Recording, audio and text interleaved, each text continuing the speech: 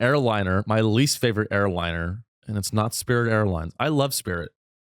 God, I'm so fucking tired of hearing Spirit Airline jokes. It's a night. It's awful. You know who I'm going to go after? I'm going after Southwest Airlines. I'm going after Southwest Airlines because this is the real worst airline. With Spirit, you know what you're getting. Here's the thing. With Spirit Airlines, you know what you're getting. You're getting a shitty experience, but you're going to get to the destination and everything's going to be fine. It's going to suck. Your back is going to hurt. You're going to feel raped by Spirit Airlines, but you know it's going to happen.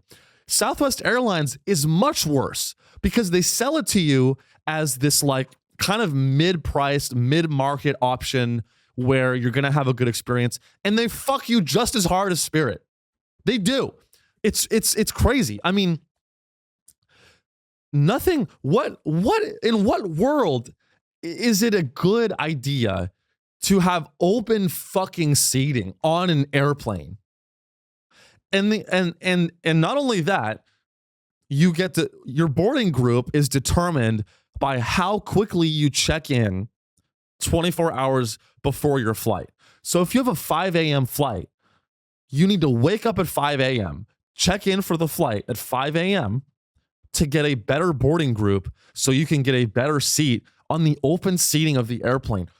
What kind of fucking it's a war zone. Have you tried have you ever been on Southwest and gone on the airplane and tried to find a seat? It's a fucking war zone. You're walking, people are scrambling, people are like putting bags on the seat next to them.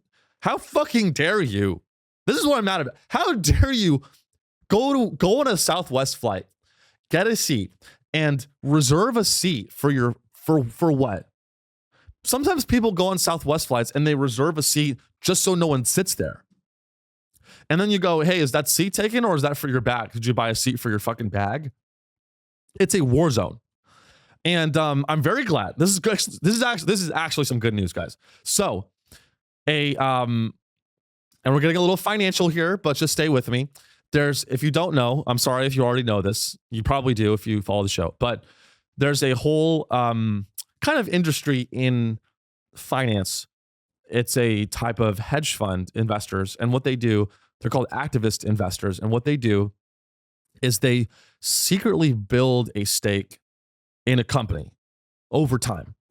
And then once they've grown, and these companies have billions of dollars, right? And what they do is they find companies that they think are failing or that they are really fucking up, like Southwest. And they're activist investors. And I'm not, they're not activists in the same way that Black Lives Matter. They're not, they got a little bit more going on. So an activist investor, one of the largest, which is Elliott Management, has taken a large stake in Southwest. And what happens is when you have an activist investor that has that sort of large when they own 5 or 6% of the company, all of a sudden they can start to have some fucking pull. So they can start to hold elections and have one of their people join the board. And, it's all very exciting. And I like it. I'm glad. So let's read more. So Southwest Airlines has adopted a, quote, poison pill following activist investor Elliott Management after they took a significant stake in the company. So, excuse me. So basically, Southwest is trying to counteract this activist investor, and all they want to do is make Southwest a better airline and maybe get the CEO fired and executed. That's all they want. I want that too.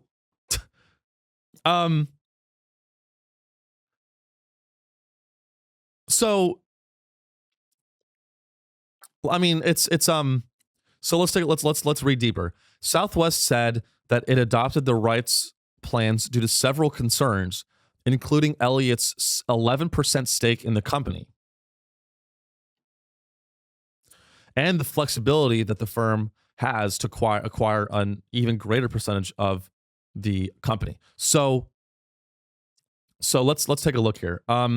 So basically, there's this hedge fund, and they bought a $2 billion stake in Southwest. and they're trying to force out the CEO of the airline, which I think is a great fucking idea. I mean, Southwest is a company that should have died during COVID, but the government bailed it out, which is a horrible mistake. All these government bailouts during COVID, people just like glossed over that. They literally got billions of dollars of taxpayer money and no one gave a fuck. But it's like a zombie. I mean, literally all of Southwest's software, its infrastructure is from the fucking 90s. And everything that the company does is just a step in the wrong direction. Whenever I fly Southwest, I literally almost consider committing suicide. That's how bad the experience is. Like, I want to blow my fucking brains out every time I'm in Group C on Southwest Airlines. You know what's better than being in Group C on Southwest Airlines? Being in like Guantanamo Bay. I'd rather be a terrorist that's being tortured in Guantanamo Bay than being Group C on a Southwest Airlines flight. It's an absolute fucking nightmare.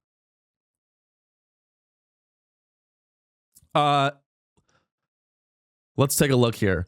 Elliott is looking for executives from outside the company to replace CEO Robert Jordan and for significant changes on the board, including new independent directors.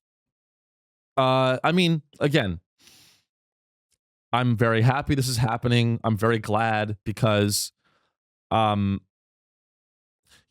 is an airline. We just need more choice. These airlines need to. They have no. The real problem is this. It's just like Wall Street. The real problem is this. The airlines know that they're too big to fail. The big banks know that if Goldman or JP Morgan or Citibank or Wells Fargo, if any of these banks were to fail, they would bring down the entire financial system with it. So they don't have any sort of financial incentive to do better or to innovate or to treat customers well. They can bend the customer over a fucking barrel. And then when the customers complain, they can be like, what are you going to do about it? I'm huge, motherfucker. They're just massive. And airlines are the same way, and so hopefully Elliott can stir it up a little bit. We need these motherfuckers to stir it up because Southwest should have died a long, long fucking time ago.